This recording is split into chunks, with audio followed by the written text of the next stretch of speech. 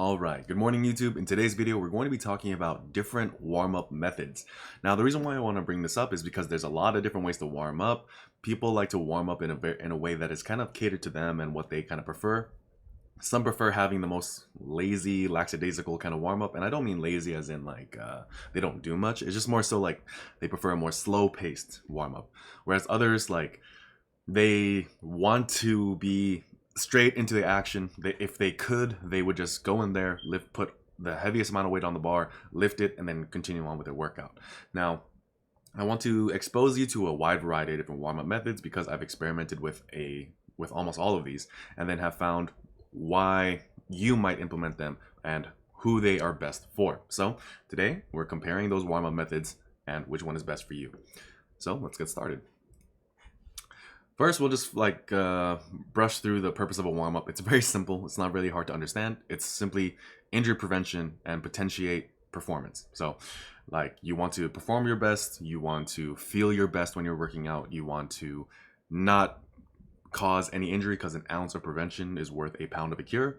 So you warm up. That's why oftentimes if you talk to the older guys in the gym, they'll say like, I need 20 to 30 minutes of just warming up in order to feel okay for my workout. Really, what you need to be asking yourself when it comes down to your warm up and how you want to do it is, how much do you need to feel safe and prevent injury? How much do you need to maximize your performance? And the warm-up is more than just physical, it's also mental. How do you kind of prepare yourself for the strenuous amount of work you're about to endure, essentially? So a couple things need to be taken into consideration when it comes to the length of your warm-up. And what I truly believe is that the healthier that you are, the less of a warm-up you will generally need. It's a spin off the idea of, if you stay ready, you don't need to get ready all that much. So the less stressed you are, the more sleep you get, the better quality sleep you get, the quality of your diet, your weight management, your hydration, and of course age, which is something we can't really control, is going to play a factor. But generally speaking, these are factors that, if you are healthy, the amount of time you need to devote to your warm-up will decrease, because if your joints feel good almost all the time and you're not really like suffering in that aspect, your warm-ups really won't take all that long. But you know, age will catch up to all of us eventually, so it's something that we need to contend with. But regardless, the purpose of the warm-up will always be the same: prevent injury, potentiate performance. So let's talk about the standard way of warming up. So I'm going to be using a framework provided by Pollack, PhD. So he has an article, I believe it's either on Barbend or Elite FTS. I'll be posting it in the description so that way you can get a much clearer outline to his warm-up method, just because I found it to be like the shortest, sweetest, simplest explanation of it. Because one thing you're going to notice is that this is just like the standard warm-up or the standard practice that is recommended by most people. So the other big examples would be Jeff Nippard, Greg Doucette. It's very similar to how they warm up, and it's essentially the same ideas and principles. So we're going to kind of go over that. The first step of this kind of warm-up, the standard warm-up, the Pollack method, would be to break a sweat. You do easy cardio. Greg Doucette likes treadmill walking, like on an incline, so you max out the incline of the treadmill. Jeffrey Nipples, he prefers, I think he's done the elliptical. I know in his video he did a couple different things, but I'll post that into description as well, so that way you can see his ideas on warming up, because there's a lot of great information out there about warming up. I just want to provide you with a different spin on it, because these videos have already been made. So let's just look at comparing each of them and finding out which one's best for you, rather than just how to do a warm up. So you break a sweat, you do easy cardio, whether that be the incline treadmill, elliptical, stairmaster, sled work. I'm a really big fan of sled work. I feel like it hits two birds with one stone. You break a sweat, you're getting cardiovascular performance, or in cardiovascular work in there as well, while also by doing the sled work, you're getting the joints all ready for especially a lower body session. So I like sled work, but that's my preference. But incline treadmill and stairmaster work just as well.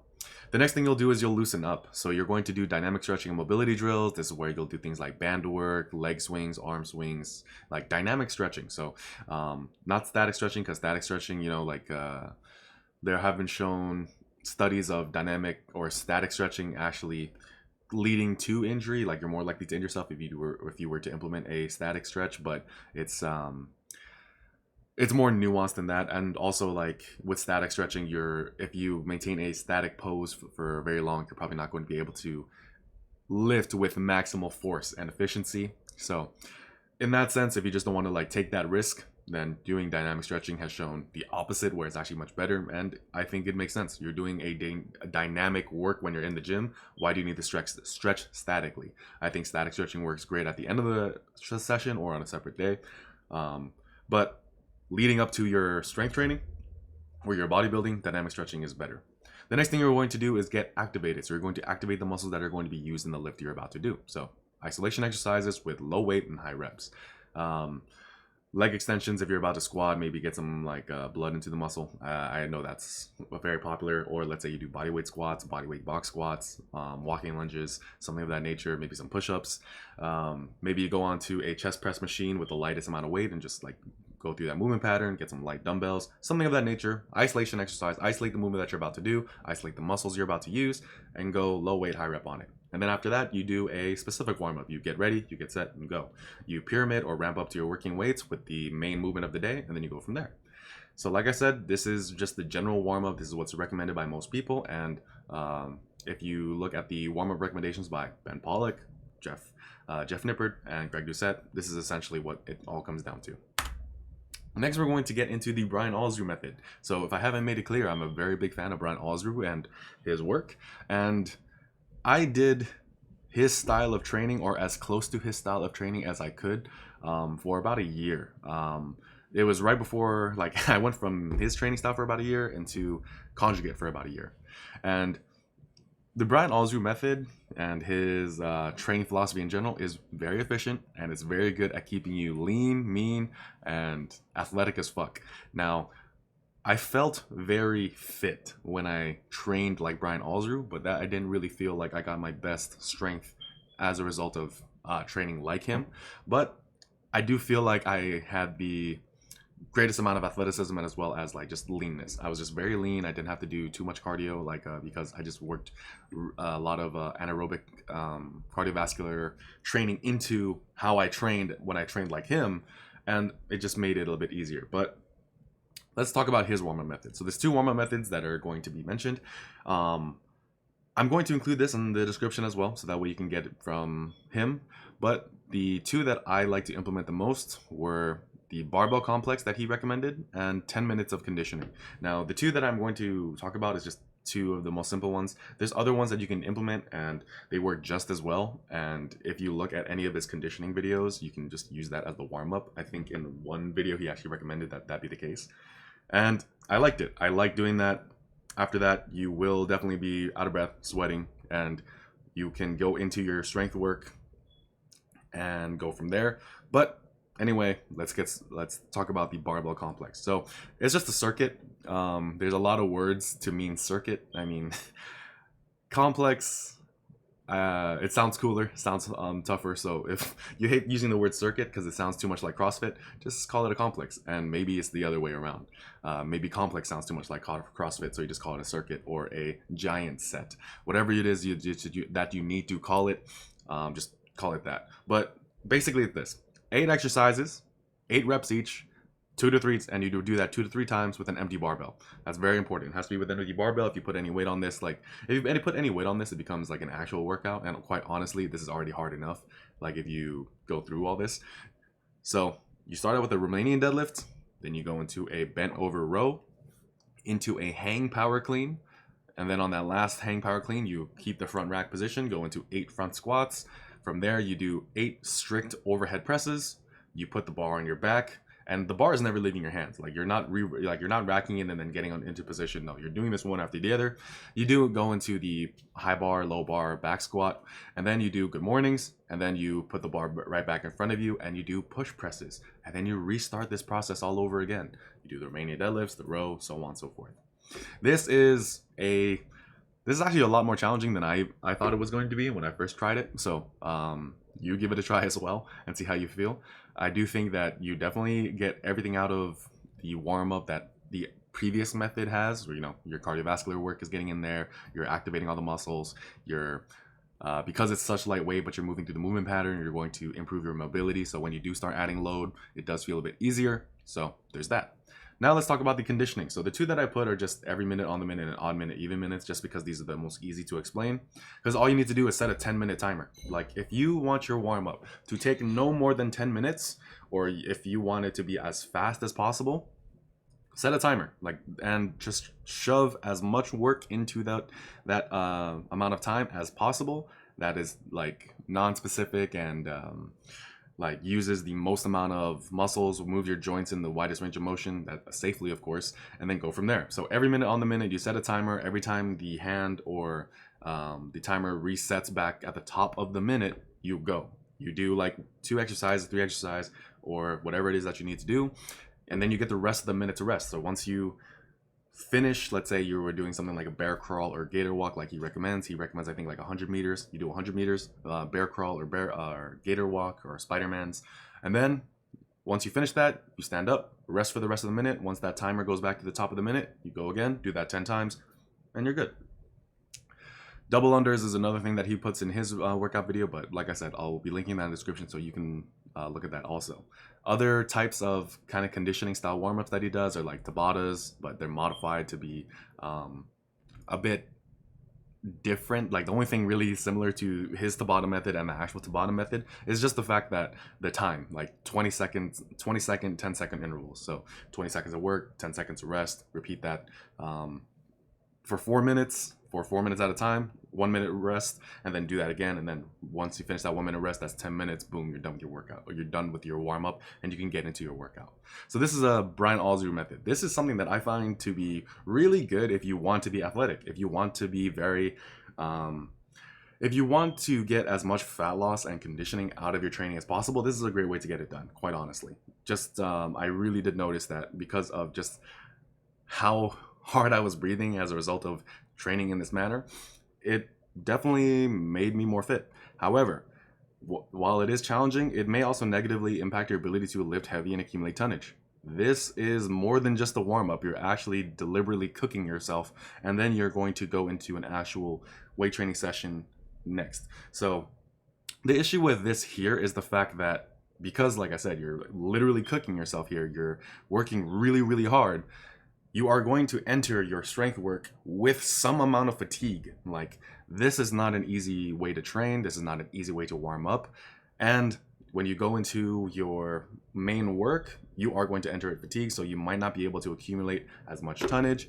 You might not be able to lift as much weight. Now, that might just express itself very early when you start implementing this kind of warm-up, and then eventually you adapt and it becomes much more manageable and a lot easier. And then you're able to train with no negative impact. But it's a huge if, and also you have to like this. You have to actually like this kind of warm-up and this kind of like high-paced, high-effort warm-up.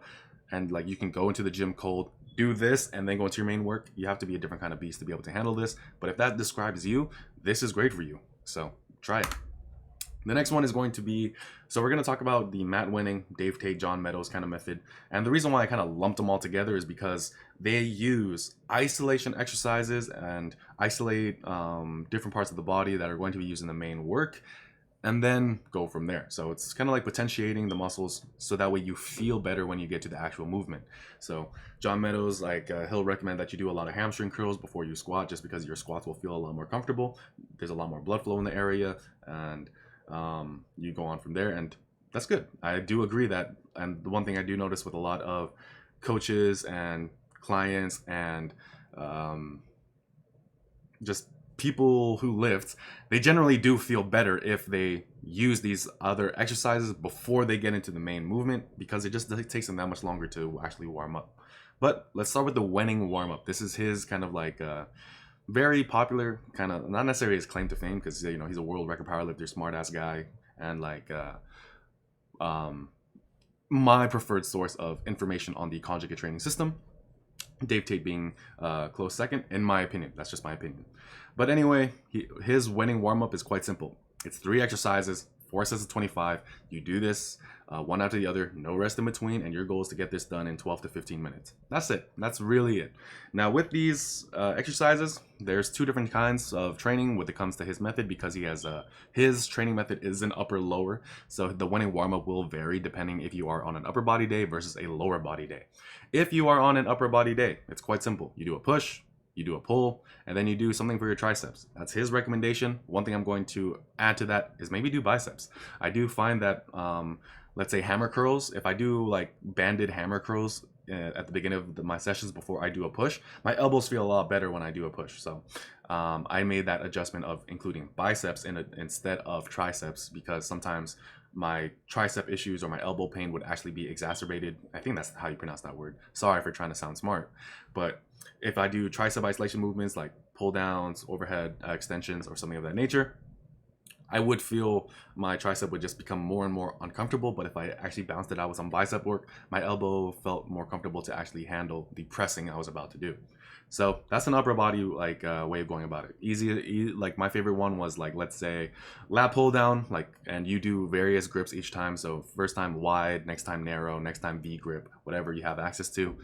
And then the next day or the next exercise, you'll do something like I would do incline dumbbell bench pressing. So really light weights. Like I think I went no higher than 25 pounds, and then just like rep them out. Then I did like some banded hammer curls or just regular hammer curls. And then you go from there. That's my upper body Wenning warm up. And you just switch out some exercises because, you know, he belonging to the conjugate system where exercise rotation is like a key factor or key variable of that style of training.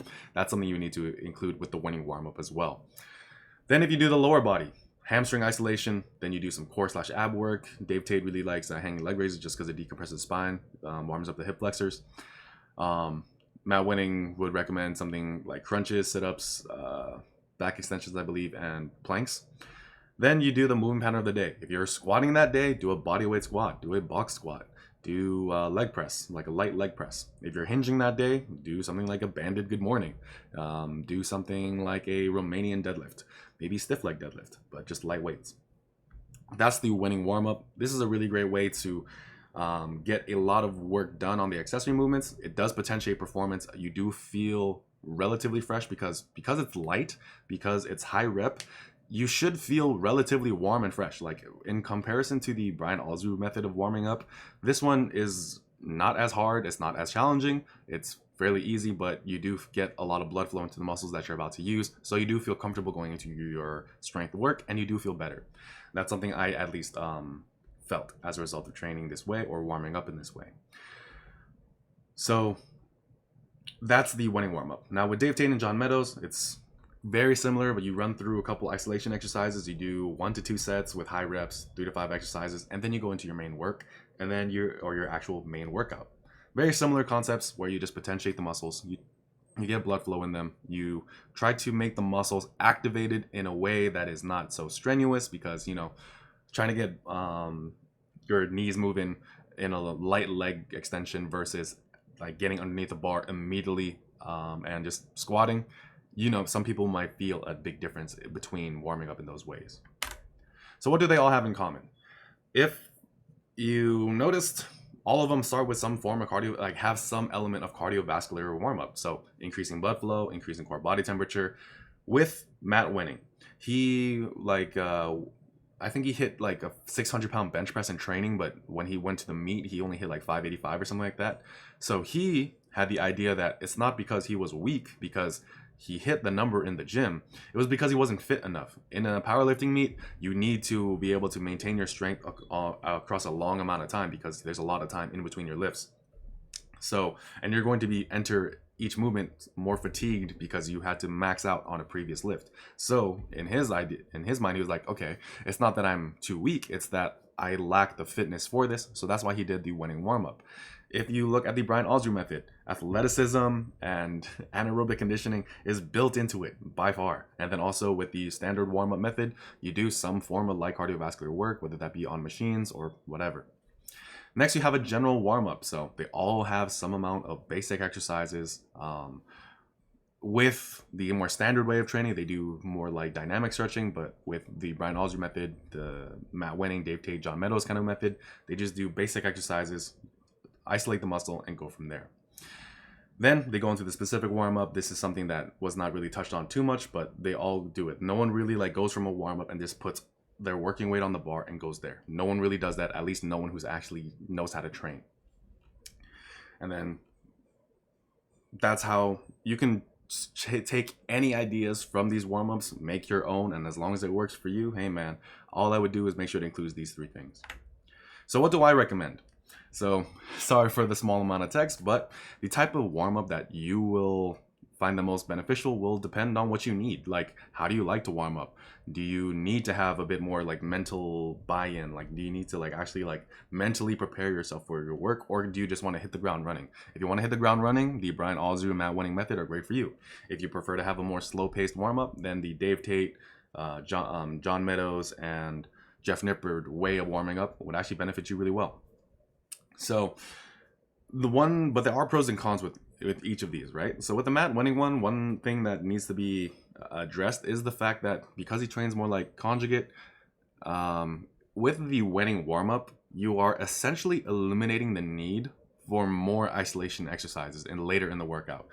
And I bought his power building manual, and it was essentially that. Like, a lot of your accessories are in the beginning of the workout, and they are done with 4 sets of 25 with light weight. So it's not exactly junk volume. It is kind of like outside of a relevant intensity window, but you know, because you're doing such high reps for it, it almost makes up for it. But if you look at how he actually trains, you essentially do a Wenning warm-up. Most of your isolations are taken care of there because, like I said, it's pull that hits your back. It does some amount of pushing. So let's say you are a power builder kind of style training, and you do like flat bench, board press, pin press, dead bench, banded bench press as your main pressing movement. Then you can do something like inclines or machines or like something of that nature as part of the warm-up as your accessory movement. Because what you're going to notice is, as a result of doing the Wenning warm-up in addition to main strength work, you're not really going to have the ability to do more isolation afterwards, or at least I didn't. Maybe that's not going to be the case for you, but it's something worth noting. With the Brian Alsruhe warm-up, like I said, it may negatively impact your strength development and ability to accumulate tonnage because you're entering the workout from a state of fatigue. Now, that could be something that could be overcome over time, because like I said, I did this for about a year before I transitioned to like the more standard way of warming up, just because I do need that more mental, like slow paced into a more fast paced way of training. But like I said, if your goal is mostly fat loss and athleticism, his method is great for you. You're going to be very athletic. You're going to be very well conditioned.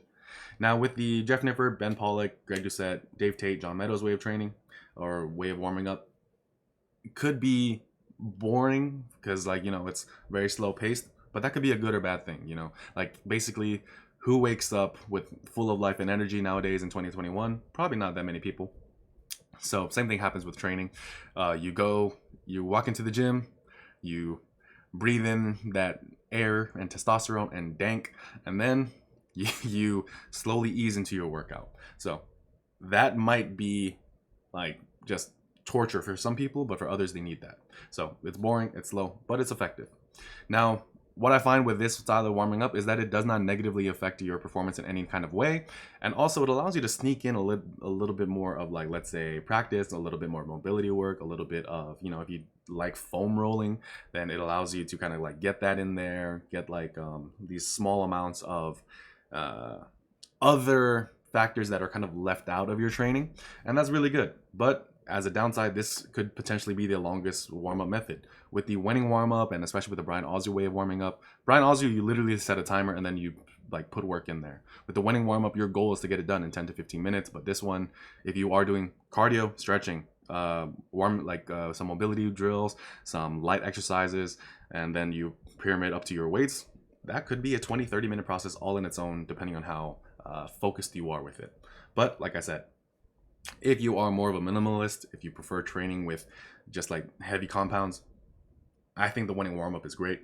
If you have a goal that is more oriented towards conditioning, athleticism, fat loss, the Brian Alsruhe warm-up is great. And then if you're just like, you know, you go into the gym, you have all the time in the world, you can train, and you are a bit more slow paced and you want to ease into your workouts, just warm up the standard way. And then that's it. That's the video. So my name is King, StanceTraining.com.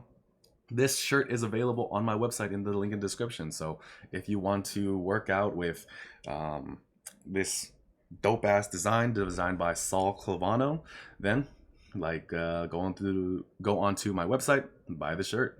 It's really cool. Like, so if you're a fan of JoJo, you know the inspiration behind it. But if you are just a guy who really likes training, you are trying to become your better self, and you would do that by working hard. So that's what this logo, this design represents. So yeah, I hope you found this video useful. If you are new to the channel, please like, comment, and subscribe. If you found the information useful, please like, comment, and subscribe. Once again, my name is Cross the King, StanStrength.com. I'll see you in the next video. Peace.